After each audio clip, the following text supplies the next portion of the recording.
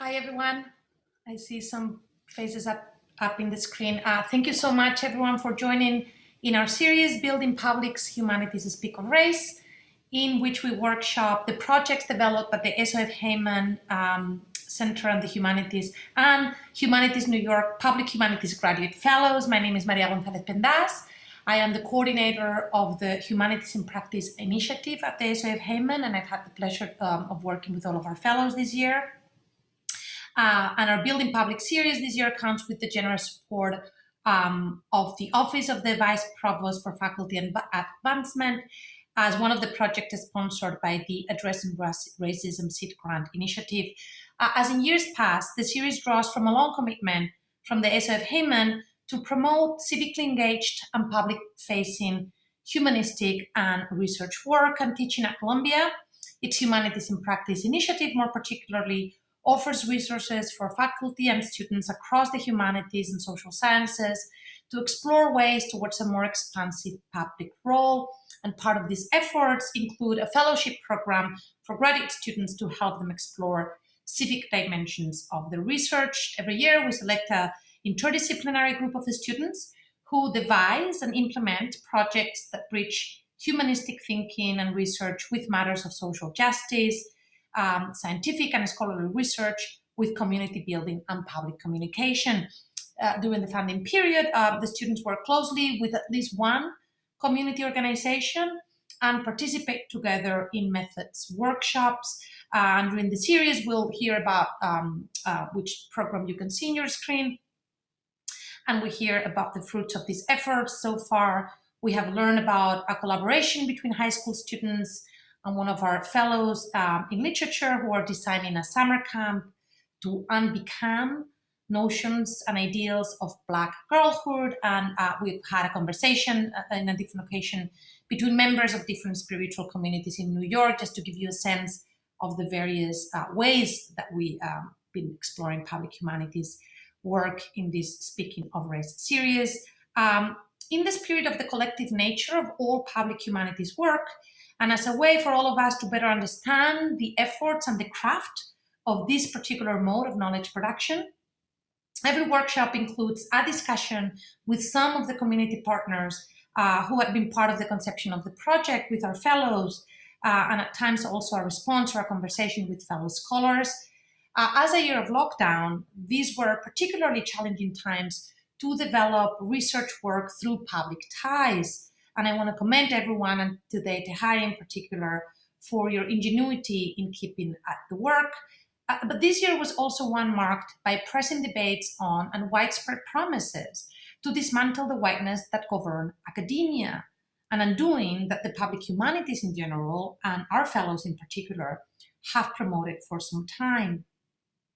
Each workshop then will provides a window into both the intellectual and logistical challenges implied in the public humanities, a practice that this year we want to frame specifically as critical to better speaking of, learning about, and thinking together about race as it is indeed spoken of, construed, performed, and oftentimes silenced both outside and within the confines of the university. So our hope is that the series and projects as they take shape intervenes on the ways that the meaning and implications of thinking within the ground constructions of race can change as these projects take shape and as we learn about it, and as our fellows engage in communal modes of knowledge production.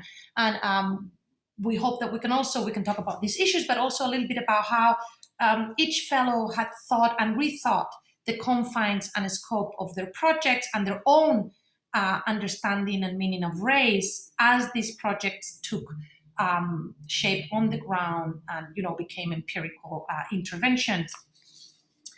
So I want to begin in the spirit of also of collectivity. I want to begin by thanking everyone who has been part of this ongoing conversation in the Humanities in Practice initiative, our fellows, of course, their collaborators outside of the university, the students who were also part of a graduate seminar on public humanities methods that we all were part of during the fall. And of course, thank you so much to those at the SOF Heyman that have made these conversations feasible, Tess, Kay, and Elvira and Lindsay, And above all, Eileen Giluli, the director of the Heyman Center, for her leadership and general support of public humanities work.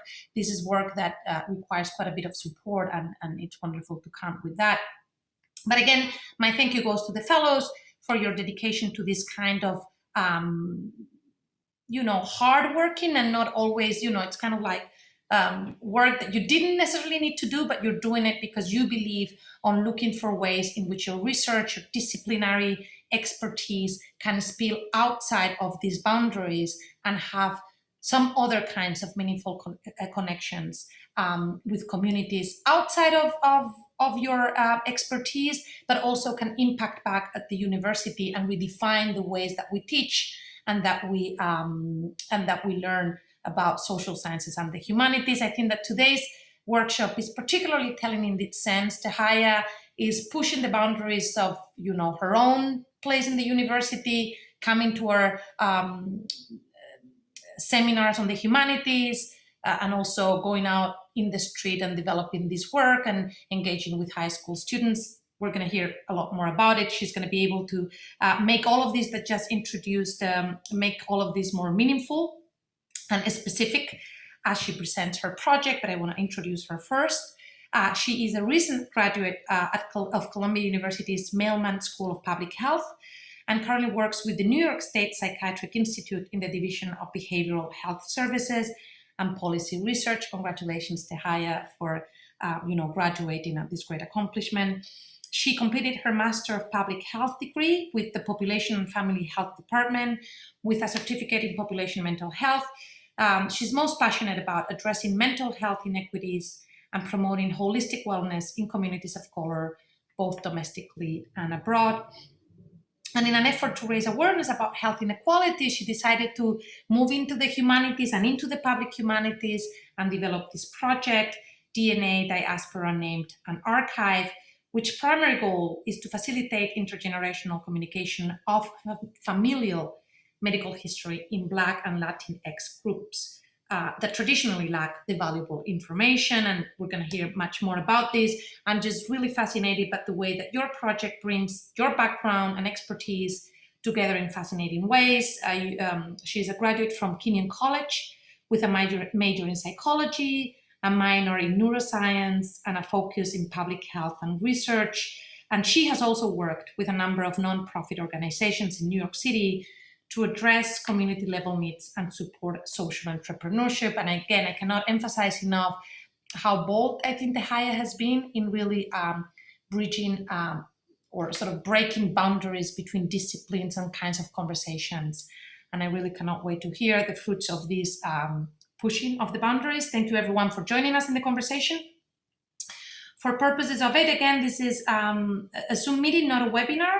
So we do ask that you keep your cameras down while Tehya and her guests, which she will introduce, are presenting the project. But when we move on to the Q&A, I ask that you turn off your cameras and we can create some sense of collectivity as we reflect on the project and its future and its interventions. And we plan to take the conversation until around 6, if we all bear with us.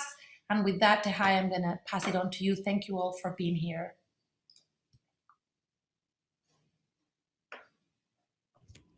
Thank you so much for that introduction, Maria. I'm going to share my screen with you all and jump right into the presentation.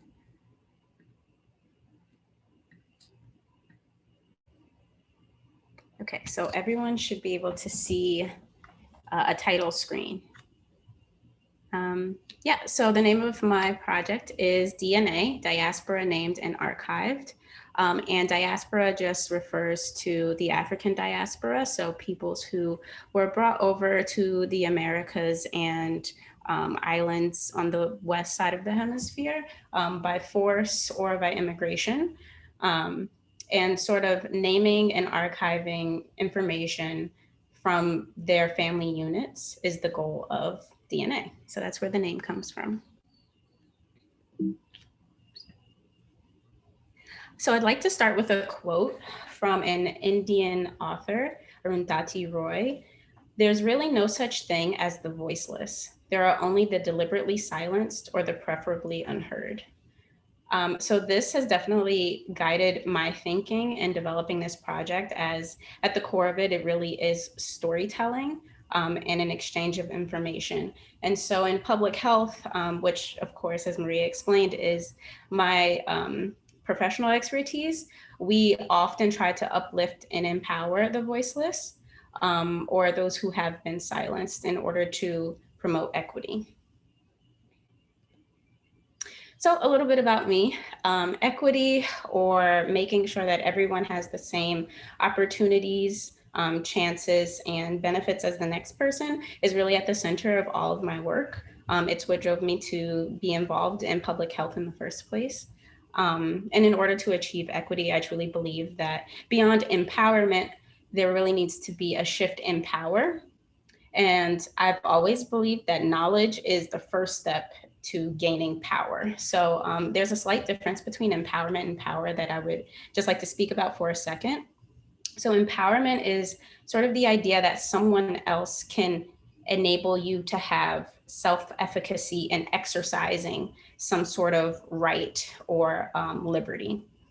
But the definition of empowerment really lacks an understanding of what someone is able to exercise in the first place. What is that access to power so that they can exercise those liberties and rights that they have? So there needs to be a shift in power, and I think that begins with knowledge. So having the knowledge to do something is power. Health and wellness, of course, is definitely a huge part of my work. I think that being healthy is much more complex than just saying, I don't get sick very often, or I don't have to go to the doctor very often. I'm trying to sort of expand my own definition of wellness, and this project really has helped me do that. And family has always been very, very important to me. So I've actually been archiving the history of my own family since I was 12 years old. I started this work with my grandmother, and it's been life-changing. It's also just been a part of my family's tradition. Every time we get together for holidays, or what we call breakfast club, which is our brunches once a month, we always tell stories ranging from my great grandmother telling stories from maybe the 1940s up until when I was a young girl in the early 2000s. And so that has definitely impacted the way that I see things as well. So the presentation that I'm going to share with you all today is actually broken down into 3 sections. The first is tradition. The second is public health. So just a little bit of data on why I believe this type of awareness campaign is important. And then the DNA project in particular. So really digging into what the project does and what the project hopes to do in the future. So beginning with tradition, people of the African diaspora use language in rich ways that have originated from a melding of African and indigenous traditions, as well as the language of their colonizers and the new land that they were brought to or immigrated to. And so one quote that I really think highlights how creatively these groups can use language is articulating that African Americans and people of the diaspora articulate oppositional identities in highly creative and dynamic ways, beginning with the oral tradition from which all other cultural forms originated. So I think it's really important to understand that the oral tradition really is like the oldest form of information sharing that we have, and cataloging that we have. One article that I found really helpful in sort of conceptualizing this project was from Janice Hamlet, and she explores African American oral traditions, and she states that African Americans use cultural expressions to articulate these identities, as well as identify cultural changes around them. And so this is really important for us to talk to students about, or the younger people in our lives between K and 12, because it helps them understand the systems with which they live in and their own history, which historically has been purposefully broken from their sense of identity.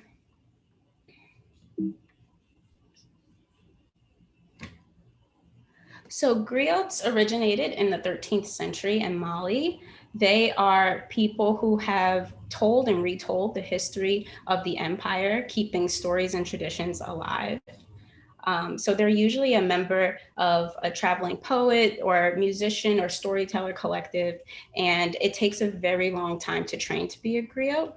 You have to memorize for a very, very long time.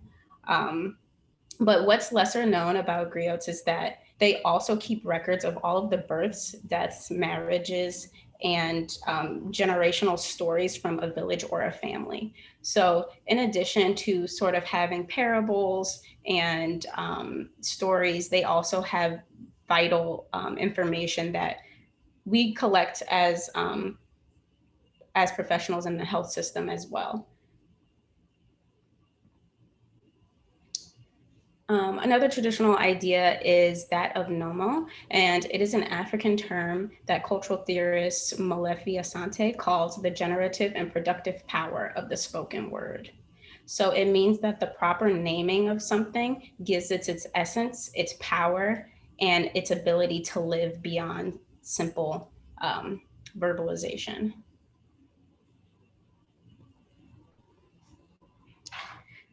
And finally, I would like to talk about Between the World and Me just quickly. My partner, Kyle, is going to speak a little bit more to this, but in the DNA project, it was coupled with a reading of Between the World and Me by Ta-Nehisi Coates. And it's a self-reflective book, but it's also a book in which Ta-Nehisi Coates speaks to his son. He's reflecting on his own life experiences, but also speaking to his son. And so the class ends with this book and sort of tries to fill in the blanks beforehand. And so just a simple way to conceptualize this is that we start the project with looking back and around. So that's understanding disparity, connecting intergenerationally, looking within, so understanding what is behind and around us and how that influences us and our understanding of who we are, and then sort of integrating both of those and even future selves through self-reflection to better understand who we are and how to care for our wellness. So the next section is just a little bit of background information about the public health implications of medical history. So starting with racial health disparities, in a super simple sense, racial health disparities are that higher rates of chronic disease and premature death exist in communities of color compared to the rates among whites. So there are interesting complexities to this general rule. So we call them paradoxes, such as the healthy immigrant paradox, which is that Latino immigrants often have better health than their white American counterparts or other Latino immigrants who have been in the country for longer. Another paradox is the white-Black depression paradox. So it's assumed that because Black people would experience more racial stress, that they would have higher rates of depression. But what is found time and time again is that Blacks actually have less, like lower rates of depression. The caveat to that is that depression symptoms tend to be more chronic and more debilitating in Black populations. And so it's really important to understand the granularity with which we can understand racial health disparities and not simply put them under one umbrella. That is, if you are a person of color, you absolutely will have a higher risk of heart disease, of diabetes, et cetera. And helping and getting qualitative data or hearing stories about lived experience is one way to really add texture to that finding. And the social determinants of health. So in public health, the social determinants of health are conditions in places where people live, learn, work, play, and worship that affect a wide range of health risks and outcomes. So that can be anything from economic opportunities to food deserts. So if you don't have a lot of grocery stores in your neighborhood, then you're more likely to access fast food because that's what's available. And then you're more likely to have obesity related illnesses. So that's an example of a social determinant of health. And so in interviewing older family members, we can understand what social influences they grew up with and they have in their lives now, and how those map onto or don't with younger generations, and how that might influence the state of their health. Adverse childhood events are negative experiences that are common to many people overall. About 2/3 of adults in the United States report experiencing at least one adverse childhood event. And these impact health both as a child, but also as adults. So for instance, one of the adverse childhood events that's often studied is domestic violence, or witnessing domestic violence. And so witnessing domestic violence is linked to much later health implications, such as a higher risk of a fatal stroke. And so while that connection may not seem super clear at first, it's because stressful impacts can actually lead to biological changes. And so it's not only biological changes in the person who is experiencing those stressful responses as a child, it's also, they are able to sort of pass on those traumas to their offspring once they have children.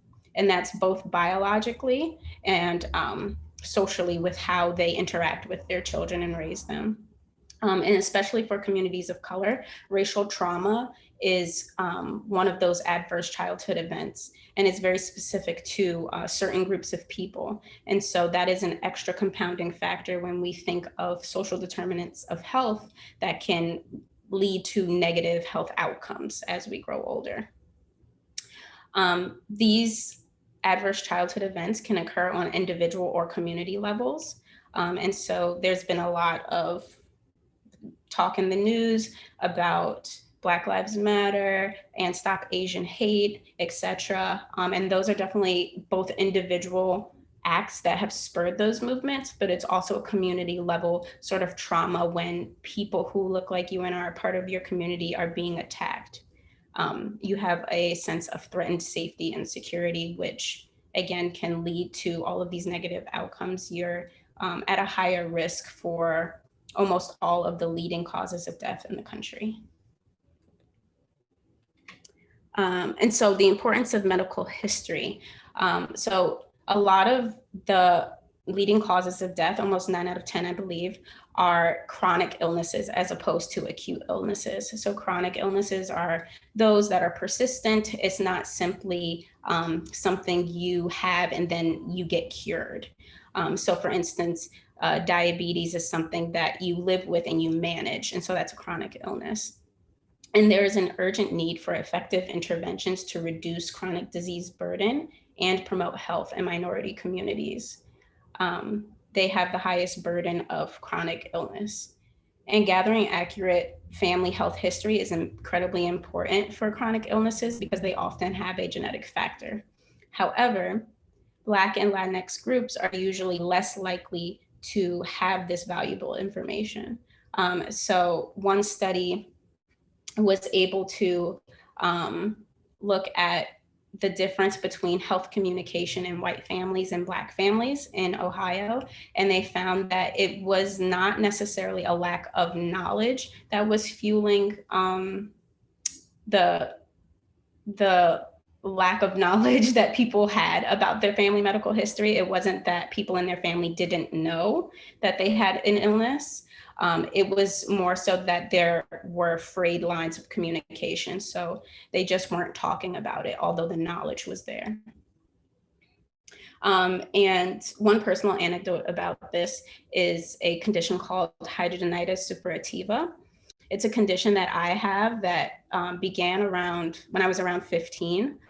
And I had no idea what it was. I definitely thought it was just a weird occurrence for just me. And as I grew older, I learned to manage it.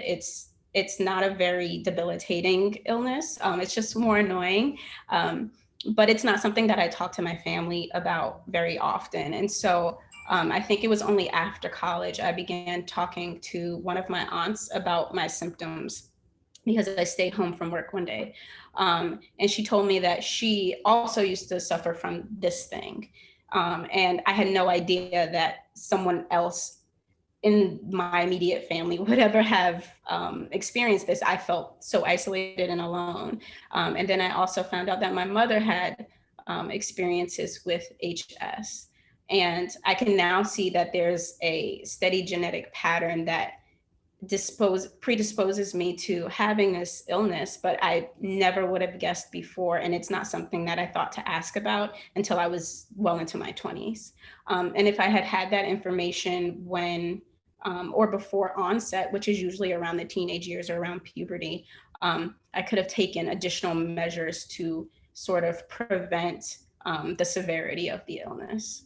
And for other illnesses, it can actually prevent the development of them. For example, diabetes is a great example, type 2 diabetes specifically. If you are proactive in preventative measures, that is the absolute best way to sort of prevent or cure diabetes, because there is no cure. And lastly, in the public health section, I just want to talk a little bit about COVID.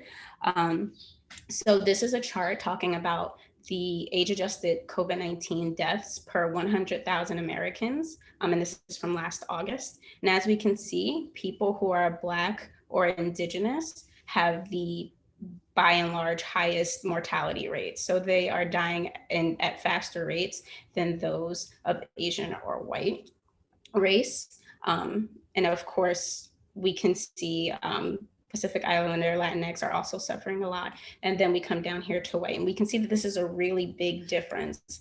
So health disparity is an incredibly important issue. It's something that we talk about a lot in public health and how to address it. And I think that as we come out of this pandemic, it's going to be important to understand who developed COVID-19, why they developed COVID-19, and what that may mean for future generations. And one more visual is that the neighborhoods with the highest rates of COVID-19 cases also have the highest numbers of service workers. So they are required to work outside of the home. It's difficult for them to work remotely. Rent burdened households. So that's an indicator of low socioeconomic status and people of color. And so the darker regions here, this is number of COVID cases, and you can see that these are also dark regions when it comes to each of those indicators I mentioned. And so that's where the social determinants of health really come into play, and understanding that a lot of these populations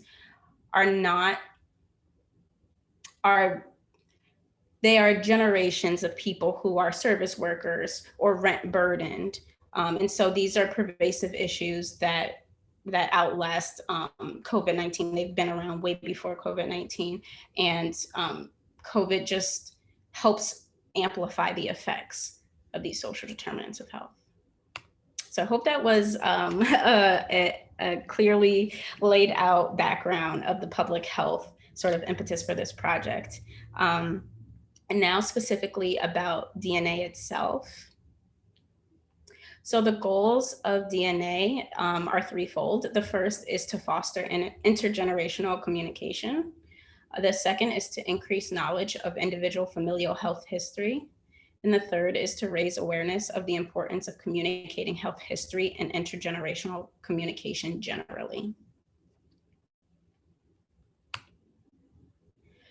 So the structure of the entire project can be broken down as seen in this diagram. And so this here, DNA, is the overall project, and then it breaks down into the naming and archiving subtitles. So naming is communication, and communication refers to communication both within family units. So the goal is to have younger people talking to older people about their social history and their lives, but also their medical history. and also in clinical settings, because the overall goal is to equip people with the information that they need to make the best choices for their health and wellness. And that means that this needs to be documented in clinical settings as well, from the patient's point of view. And then the archiving and awareness piece is more of a public health campaign to raise awareness about the importance of sharing this information. So while DNA works with a relatively small group of kids in a school in Brooklyn, eventually we want to use what we gather here to really explain on a grander scale why this is important for everyone, not just for people of color, not just for those impacted by COVID, but it really is important for everyone to have a good understanding of their family health history. And it's something that we often don't consider until we have an illness ourselves. And so the two parts of the awareness campaign will be a podcast that will use the audio from interviews that the students conduct, as well as Kyle and I have conducted interviews with our family members. And the public health campaign will also include, social media and branding and just general awareness about family history sharing. And so what DNA does is integrate oral history into an existing English curriculum. And again, Kyle can speak more to what he has done specifically in order to integrate it and how it fits in. So we ask students to interview one older family member, given tools and practice from class. And then after the interviews, we ask them to self-reflect and produce something creatively or not, just reflecting on the experience and integrating sort of the pieces that we talked about earlier, looking back and around and also within. And what DNA did this past year, we were able to conduct a pilot project, but due to COVID, there have been a lot of difficulties and changes in public schools in New York City, which I'm sure some of you know. And so there was a lot of delayed starting with the schools and then reintegration for students to be hybrid and teachers to be hybrid. It was just kind of a lot, in addition to a project being implemented that wasn't to do with COVID or for an already planned curriculum. But with the pilot, we were able to collect written reflections, and Kyle will have a couple of quotes from those. And so it's giving us enough information so that we can sort of see where students are heading and thinking, and how we can tailor the program to better suit where they are, and how to get them thinking about more creative things, or if they're nervous about asking about medical history, we can figure out ways to integrate that into the curriculum, specifically addressing things that they might be nervous about as well. And lastly, where the project would like to go. Again, this is a 3-goal project. And so we hope that with things returning at least semi back to normal, we can sort of work on that communication piece. But in the meantime, we can definitely work on the awareness campaign that really is just trying to get people to start thinking about talking to their families about this information and giving them resources to do so. And so as far as the communication piece and working with the students, Kyle and I are talking about possibly trying to implement this during summer school. Of course, everything is contingent on how schools are feeling. If they're feeling overwhelmed, then we'll continue to sort of work on that other piece and come in the fall and try to go full steam ahead.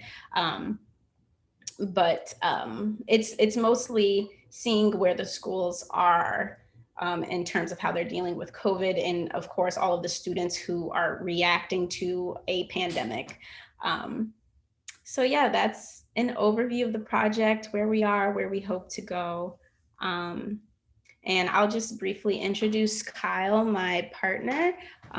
He is a third-year teacher, a recent Brooklyn graduate, and has a master's in English teacher education. He's a performing artist and a recent father to the cutest baby ever. So thank you for working with me, Kyle. If you want to go ahead and share, I'll stop sharing this screen here.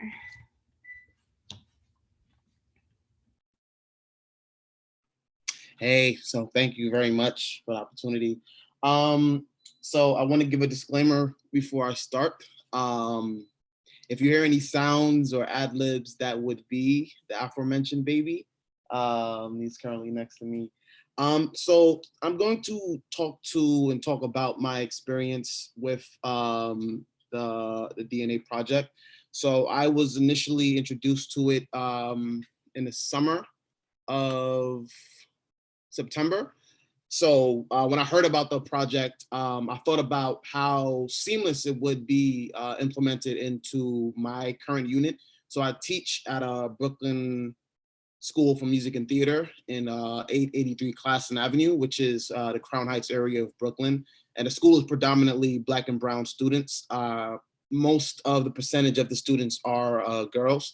So the overarching theme of this unit and all of the units for the year from September to now, which is June, is self-reflection.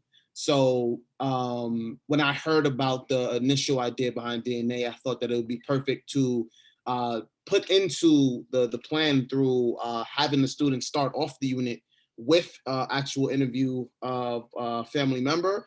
And then from there, we would go on to other themes and topics. So one of the obstacles was I was on parental leave for the beginning of the school year. So it didn't actually reflect what I had in mind in regards to preparing students for the interview and kind of giving more specifics and more detail into why the project was so important. So what it looked like was most of the students, they interviewed friends and family. Some of the interviews didn't really have the questioning that we were actually looking for, but it taught me a lot. It taught me that, you know, next time to have a more structured kind of format, kind of develop questions for them to kind of take and adapt to their own voice and their own style of questioning. Exactly. And also it showed us that maybe there's a different method of coming up with how to do the project, which I'll explain in a few. So the project started with the interviews, and then from there we went into a bigger questioning of power and understanding of self. So after we did the DNA project, we went into the next unit, which was called Power, and it was geared towards, well, what are your powers as a United States citizen? What is your power as a human being on Earth? What is your power in living in New York and being a Brooklyn resident? And after Power, we went into resistance. How do we resist the powers that we don't agree with, we don't understand? And it all, you know, helped with helping them see to, you know, reflect on self and what are my powers? What do I know? What can I do? So we did a whole course of looking into music and analyzing the songs that we listened to. And then we ended the marking period with the current book, Between the World and Me, which fit perfectly with the project as well. As Tehya mentioned, you know, the book is kind of a narrative that's written to his son. And so by the end of the marking period, students should have a very detailed understanding of who they are by the time it's the final paper comes around, which is to write a narrative about the things that interrupt your view of the world, the things that you've realized in conversation and discourse and in dialogue with your other classmates. We spent a lot of time, you know, following the four main points of English language arts, which is reading, writing, speaking, and listening. So all four of those aspects come together to create this very detailed paper that is geared towards reflection of self. So the students are currently working on that now. And as I was looking at some of the reflections, because the assignment for the first marking period was to interview a family member. Some of them chose to do friends, but as you interview the family member, you're also writing a reflection about that interview.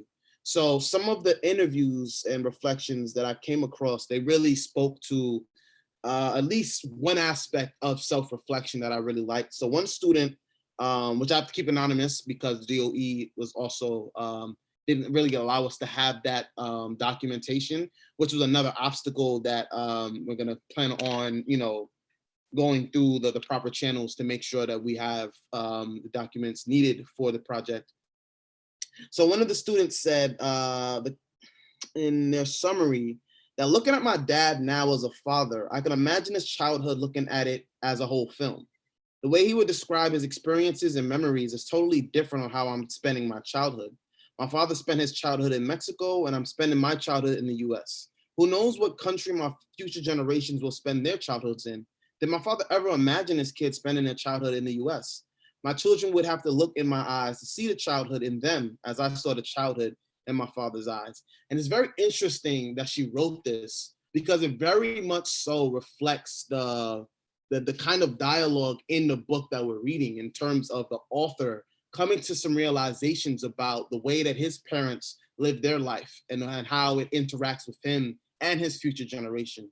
So looking forward and kind of trying to put a better spin and take the knowledge and take the information that we've received through this marking period for the next marking period.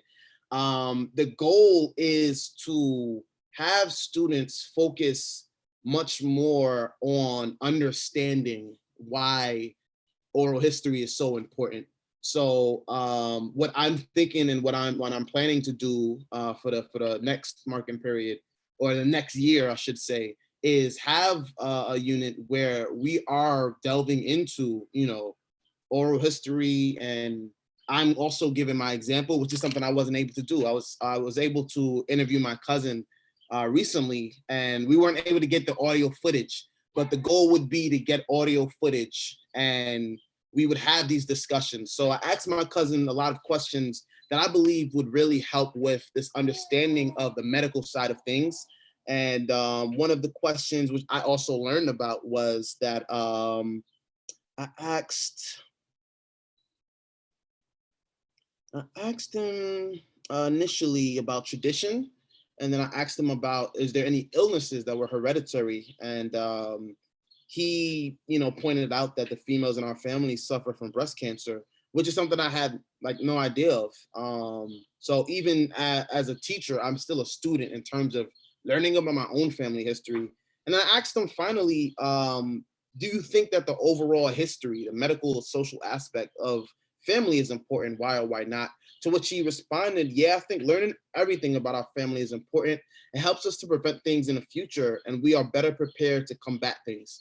So the goal, looking forward would be to really spend time documenting the understanding of the medical side and why that aspect is so important, and looking at the rates between families and really trying to get a feel for not just the medical aspect, but the overall understanding of how this history leads to the student, leads to the reflections, leads to the self, in terms of the things that kind of interact between the world and themselves.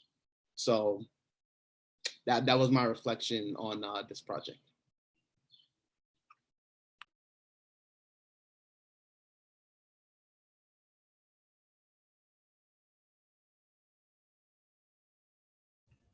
I think you're muted, Maria.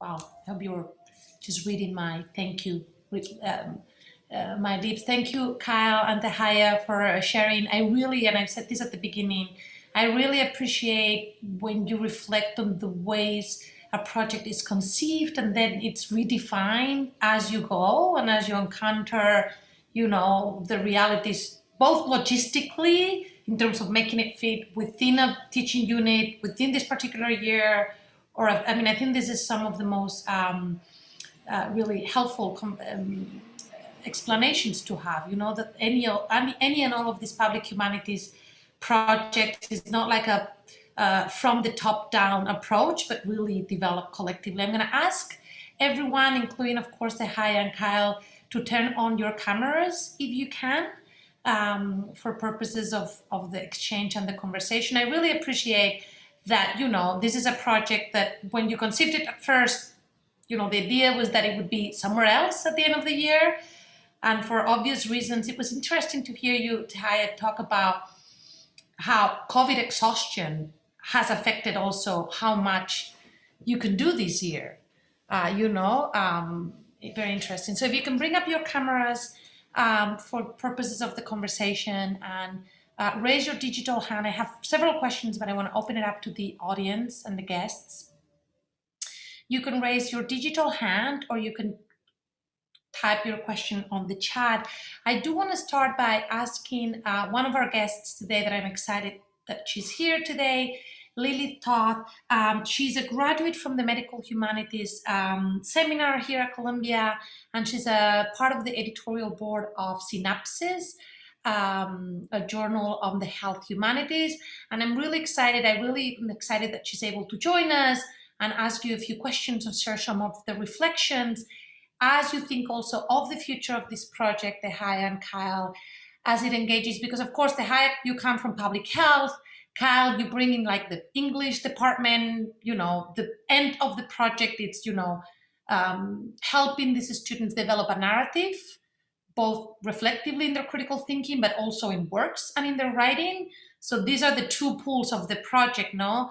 And, you know, how do you bring these two together, a humanistic critical thinking, self-reflection together with the sort of socialist ties at Tehya? That's what the medical humanities as a field that is emerging in the humanities is trying to do. So I'm sure, Lily, that you're thinking a lot about what these two, you know, wonderful thinkers are doing together. So I want to hear your thoughts. I have questions, but if you have questions, everyone else, please raise your digital hand and I will call on to you. Yeah, I'm so happy to start. Thank you so much, Maria, for including me in this conversation, which was so enlightening and exciting. And I do want to just start by locating this project and what I see is one of its interventions in medical humanities as an academic discipline, which is I kind of view one of the efforts of the medical humanities is to offer a more diverse set of epistemologies for understanding the body, understanding health, and understanding medicine. So it's very clear to me that this project is a part of that scholarly pursuit in creating an entire new archive of ways of understanding medical history and ways of talking about that medical history.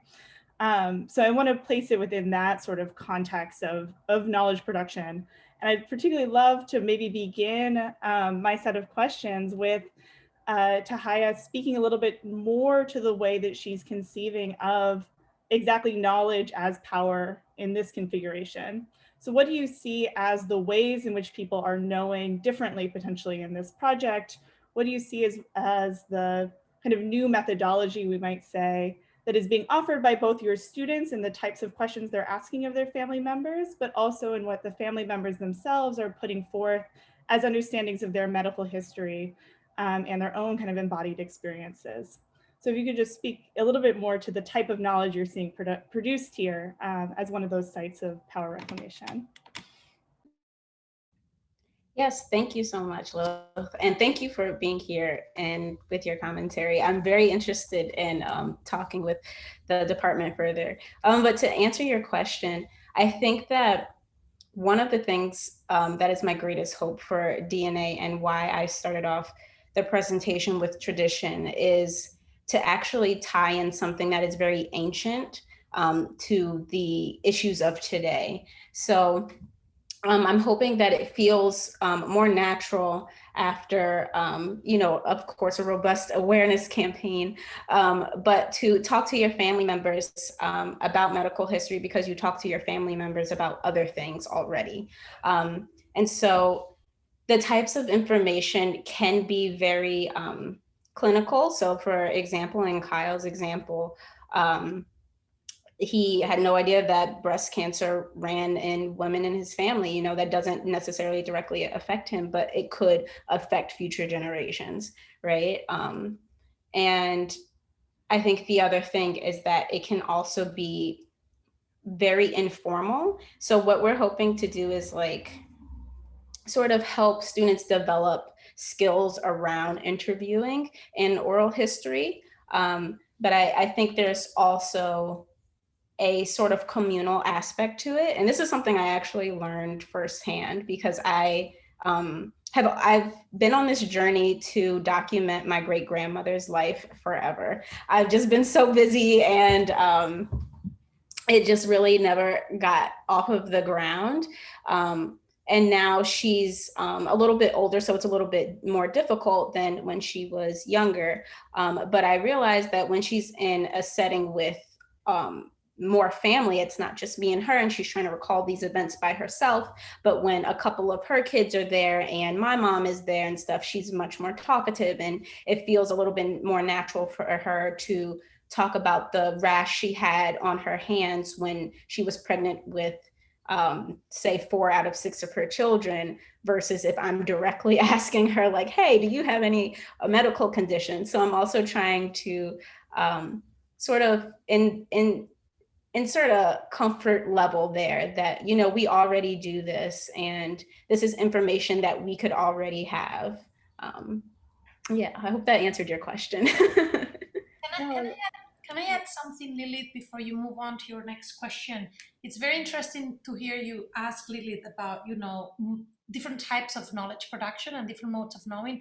And something that came through very powerful in both of your presentations was the knowing through the body, which I think speaks also to exploring these methods of how to generate these conversations. Kyle, I loved your quote from your student that he was able to say, I see my father's childhood in or through his eyes. I don't know what he used. You know, and the eye, you know, it's very bodily in different ways. It's very organic and bodily. And I wonder whether, you know, activating the body in your exploration of methods might be a way also to think of medical issues, you know. So as you're talking, Kyle, of looking at all history, you know, I was wondering, you know, could you engage with physical education at school, or like these new units that exist now? I know from my kids, you know, or sex ed or movement classes. I don't know. I'm wondering how can we, and I think that this is a paradigm shift in the humanities, and how can we activate the body to know differently? And in the spirit of sharing experiences, you know, with my own mother, you know, we talk a lot about health and in the family also as women, because you need to know. But it's only when I had a particular, very much like you described, Tehya, when I had a particular bodily reaction during pregnancy, and I had cholestasis, which is an itchy thing, and I was telling it to my mom, and only because I was having it, she remembered that she had it. And she actually made the connection that she had a miscarriage because of it, and then she cried. It was such a bodily interaction that allowed her to even remember, because it's something that she put aside because it ended up not well. So I just think that there is a visceral form of knowing or transforming information, even with the Griot, no, the Griot, I don't know how you say it, that you brought up. No, this is a body that has the repository of the knowledge. It's nowhere else but in his self. Anyway, this is just a reflection of how I found it very powerful coming through everyone's presentation, and perhaps could be made more explicit in the methods of oral history. Yeah, actually, I had intentions of adding kind of a focus that involved the body in regards to meditation. I wanted to do weekly meditation with the group, but that's something that works better with the Monday through Friday kind of scheme. And the school, like, I only met with students twice a week, so it wasn't able to work. But I had a whole bunch, I always have ideas regarding the body and being physical. I know me personally, I just don't like sitting still. So I had intentions of doing meditation weekly on Fridays. And then there was another aspect that involved physically reacting to, I forgot the name of the entire thing, but the idea would be, I would read a bunch of statements, and the students would either move forward or move backwards, depending on that statement.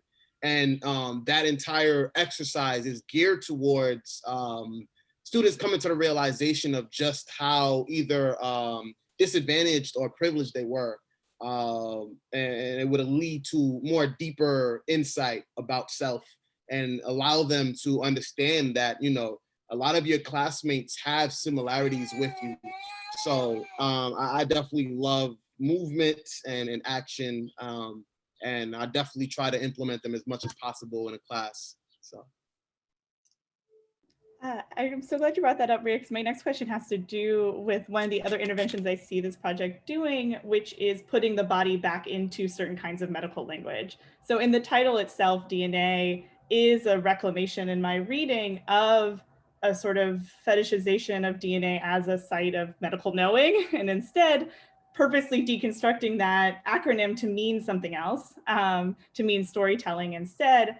And Tehya, you had this beautiful line in your presentation about learning your own genetic history through conversation instead of through what we might say is the DNA sequencing that otherwise is, one, cost prohibitive for many people, experimental in many cases, and also completely devoid of the body. It's a set of kind of letters and numbers that are purposely sort of disconnected from the person whose DNA that's related to. And then we also need to talk about the kind of negative histories of DNA, the way DNA has been imagined in eugenicist arguments. So this very cool act of reclamation of these terms.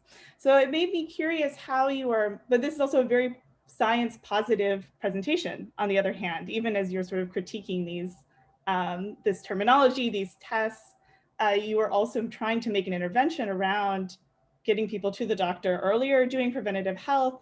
So I was wondering for both of you, if you could speak to more about what happens in the clinical setting here. How do we bring this reclamation of the medical technology, this reconfiguration that you've done for us, into that interaction with doctors?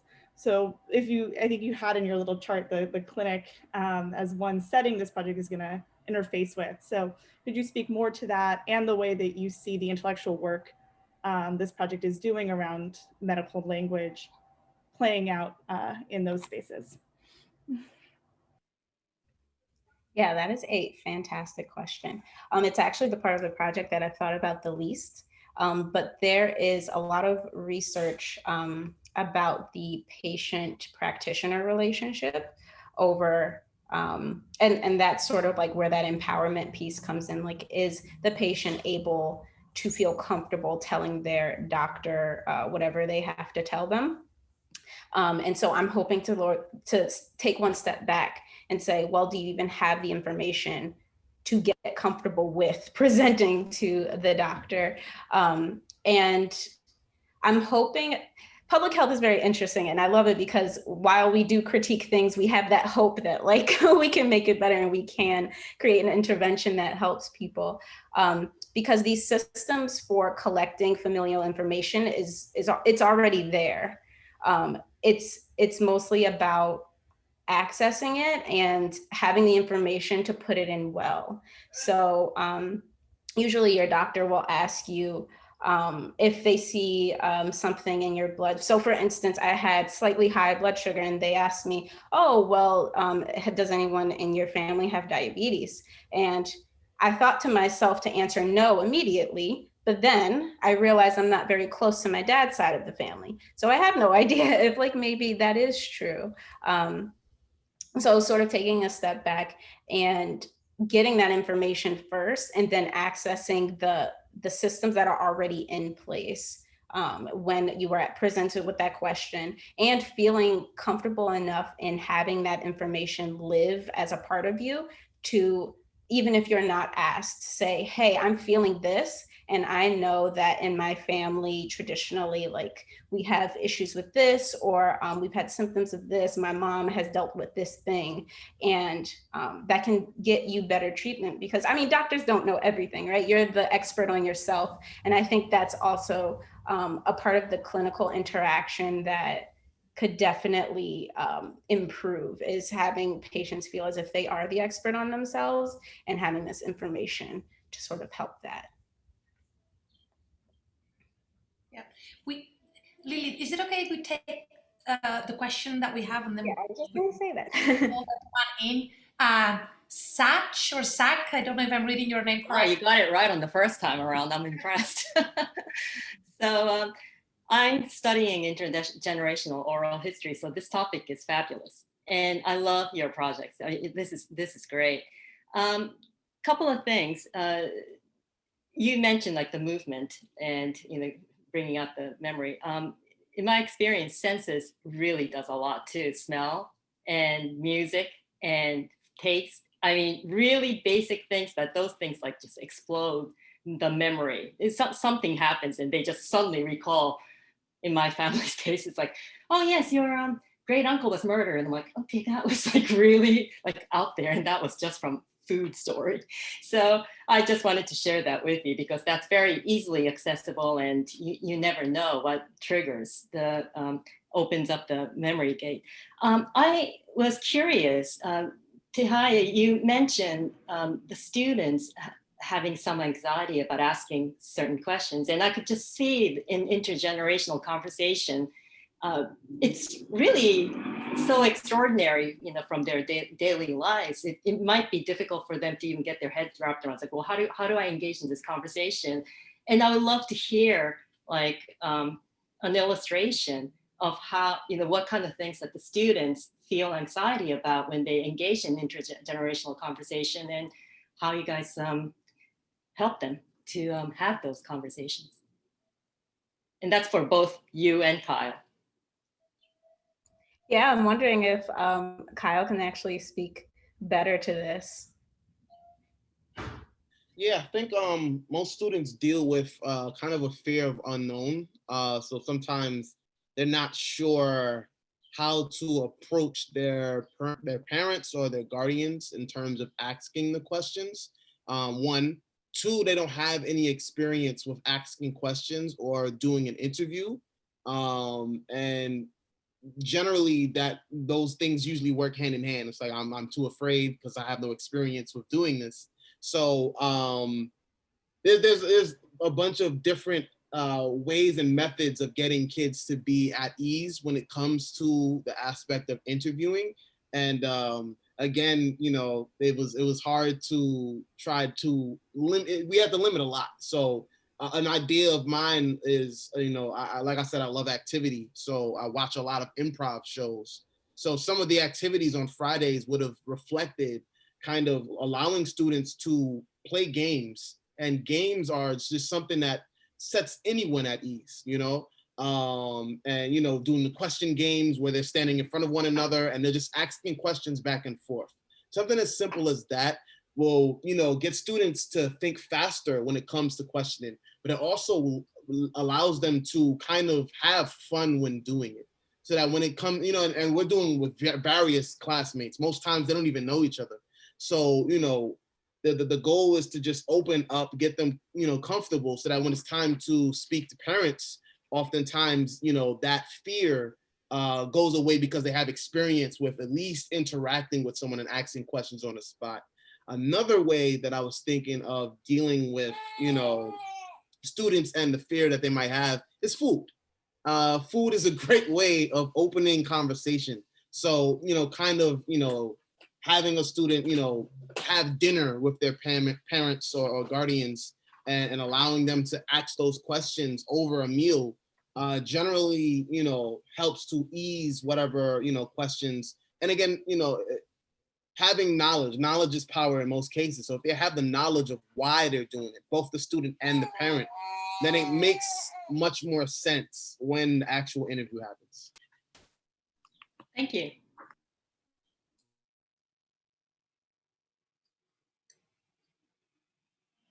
Lily, do you wanna?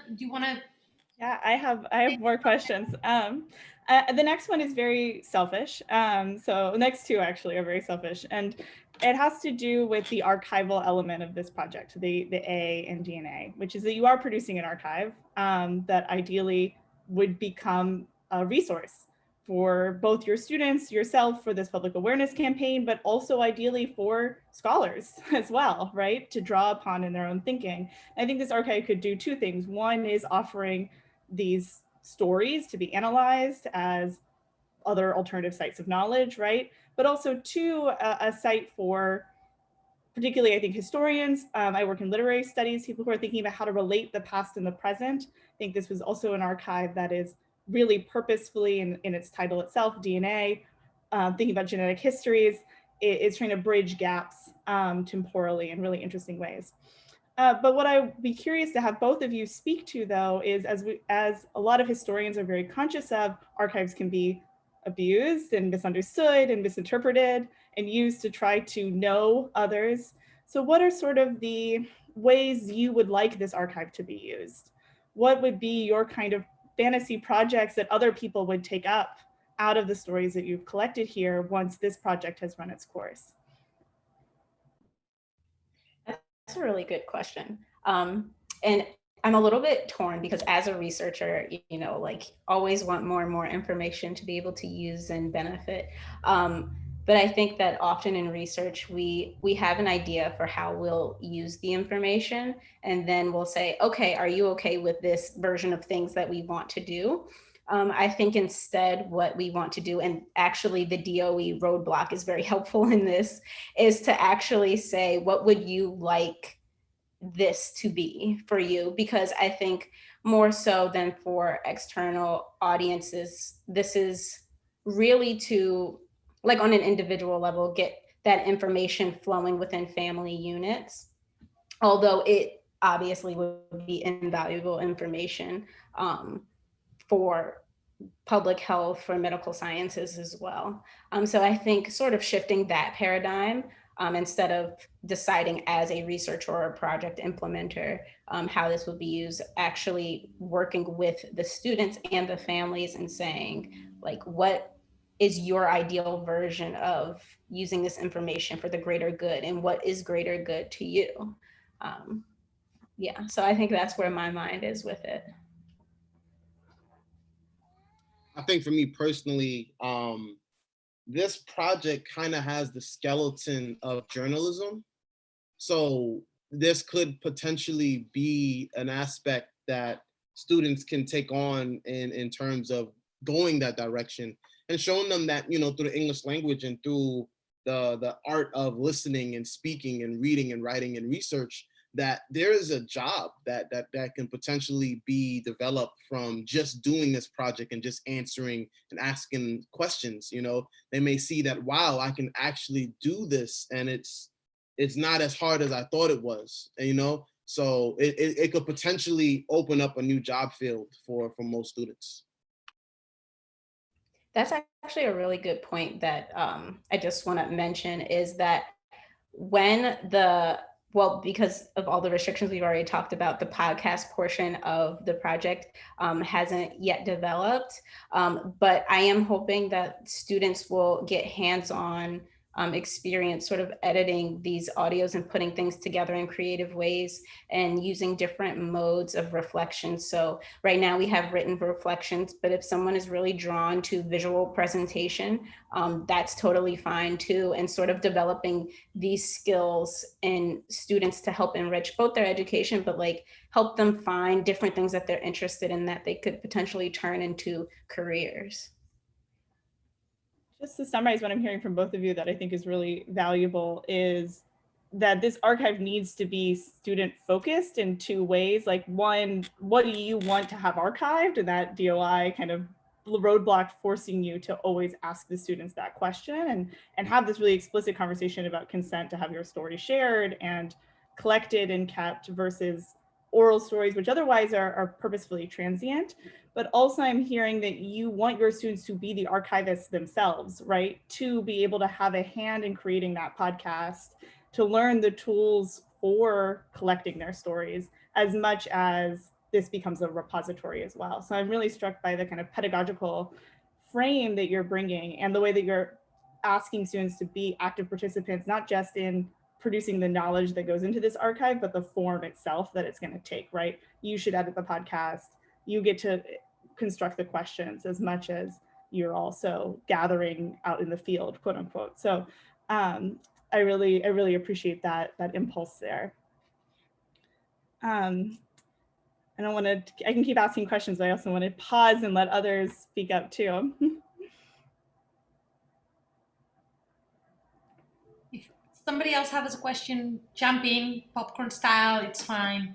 But I'm really, I have to say, and for all of you, and you focus on your project, but really it's quite a treat to be able to have this kind of really public humanities conversation. You know, Kyle, talking to Lily, talking to Tehya across. I'm enjoying it immensely, and I'm learning a lot. I mean, I do have a question. It's not a question, and I'm gonna have you go on, Lily, but I find it very interesting, and I don't know, you know, in the process of like we're talking, and again, perhaps the way that I stroke the conversation, I mean, something that is structural to this project and very clear in Tehya's presentation is that here we're not just talking about the body, we're talking about the colored body, socially and politically constructed, you know? So I think that I would love to bring that into the conversation a little bit more in terms of the sort of urgency to produce this kind of power and knowledge in particular communities that are, you know, that are suffering the inequities of the system through health so glaringly. So, you know, it's not just the body that can be constructed as this universally, because in fact, that is what's at stake. You know, the body has been constructed as a universal body that informs scientific discourse, but of course it was not a universal body. It was a white male body that then informs the medical community and therefore lives outside of the boundaries, the many other bodies that make up, you know, the health community. Anyway, again, this is not so much a question as a sort of, you know, pulling that back. Tehya, and perhaps you can help me understand a little bit how the students understand this in their own reactions to your project, you know, like what point is that knowledge being produced? You know, do the students come in with the knowledge that if or when they do belong to communities in color in New York City in particular, they are being subjected to power dynamics? Do they know this coming in? Is this a knowledge that they're become aware of? Yeah, like within these tensions of racism that Tehya mentioned, is the fact that their health is at stake in racism something that they know already? It's a really good question. I feel like, again, Kyle could probably speak to this better than I can. He's the expert. So I think they do, but they're just not in spaces that allow them to speak to that.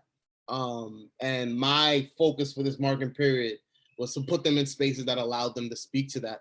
So we focused on so many different aspects, but now that I'm thinking about it, I'm wondering how the project would have been if I flipped everything around. If we started with this book and then we started to delve into issues and then end the marking period or end the unit with the project. Because by then they would have an understanding, they would have that narrative of self and the things that come in between their world. They would have an understanding of how the Bill of Rights was formed and written and who were the main target audience in the Bill of Rights and the amendments and why the amendments were created. They'd have an understanding of the songs that they listened to and analyze that the knowledge of analyzing the songs and reading the lyrics and understanding the chorus and the reasoning behind why everything is formatted to help with understanding of self and understanding of the things that are at play to prevent them from succeeding. And then when they have their interview, they're able to speak to and create questions that are much more fortified to get the result of understanding about their history, whether that be medical, social, understanding of the things surrounding them, the things that they see on a daily basis. All of that could be, you know, much more developed if I did things in a reverse. So that is a very good question, and that is a very good, yeah. Yeah, I was actually thinking about Between the World and Me when you were asking your question, Maria, because I think the book begins with Ta-Nehisi's son being upset about, I forgot which judicial decision it was, but it was about a white police officer getting acquitted for the murder of a Black man. And it's such a uniquely Black father talking to his Black son's story. And it really permeates every page of the book. And so I think, to Kyle's point, like sort of starting with that conversation and considering these bodies in this space in, he has settings in New York, Baltimore, and Paris, which are three very different places. And three very different places to be a Black person. So it's also very interesting. Sorry, somebody's at the door, that's weird. Yeah, it's really interesting to think about like uniquely being a person of color in these spaces and what that means. I have a teenage younger sister, so it's very interesting to like see where she is on like certain issues or like her conceptualization of herself. And I know I've dealt with power before. And sorry, remote working. But yeah, so it's really interesting to see where she is. And I think with social media, which is why I'm very interested in a social media campaign, kids are much more able to discuss those sorts of bits of identity and get more information than maybe we were when we were growing up about like what it means to occupy this space as this person. And so things like TikTok and Instagram, while they seem very sort of like just fun on the surface, they're also very, oh my God, they're also so impactful for information sharing and challenging who you are, because now anyone on the internet can say anything to you only by, and knowing you only by looking at your photo or something. And so I often have conversations with her about, you know, what is your Black girlhood, is similar to a presentation we've already had. And what is that like to be in an urban setting in high school and like dealing with COVID, knowing that your population has the highest risks of death. Like it's, and she knows that information because it's so widespread, you know? And so, yeah, I think that's such an interesting comment, Tehya, to make, no? The relationship between historical consciousness, and again, there's no such a thing as the body, there's just like historically and politically constructed body, and social media. As I find that fascinating. Kyle, you have a, you know, irresistible child. And we could spend our last what's remaining talking about, you know, irresistible little bodies, but Lily, I want to take the chance to, you know, have some other reflection and question to close out. I'm struck listening to this most recent comment and Kyle's reimagining of the syllabus to forefront what would basically be a kind of history, and then turn towards this work, a more traditional kind of history of racial oppression in the United States, and then turn to this work that looks at medical histories. And I'm curious how you are having these conversations with students where you are linking historical experience to embodied experience. Specifically, and I think there's one way we can talk about medical experiences that, and the ones we've been talking about so far, have been mainly what we might say painful ones, right? And these are also histories of violence that we're talking about that have created these health disparities, and histories, medical histories of pain, right? Of breast cancer, of symptoms. But are there spaces, and have you noticed any kind of recovery of joy, we might say too, or like pleasure? Have people been opening up also about these sort of positive embodied experiences? And we might say a kind of positive histories of pleasure and experience that sometimes also get kind of hidden from a historical archive, or maybe aren't available in those other types of histories. So 2 questions, right? How are you linking the body and history in this work? And then also, what is the place for something like joy and pleasure and embodiment as you're conceiving this project as well? So my students have a cheat code because when I was in undergrad, my minor was African American history. So as I'm teaching, I go into rants about like history and music, and I play the music at the same time as I'm teaching it. And I also allow them to creatively give assignments. So, you know, some of the projects have really been extremely creative. I had a student create a playwright regarding and focused and inspired by Between the World and Me. I've had poems, I've had songs.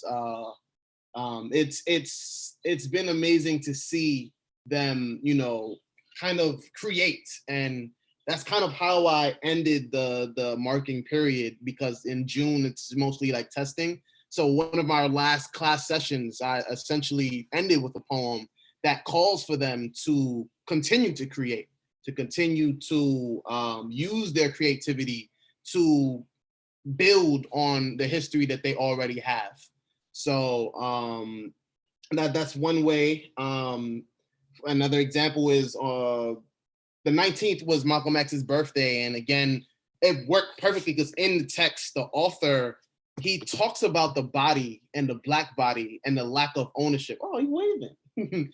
And how Black bodies fight for ownership.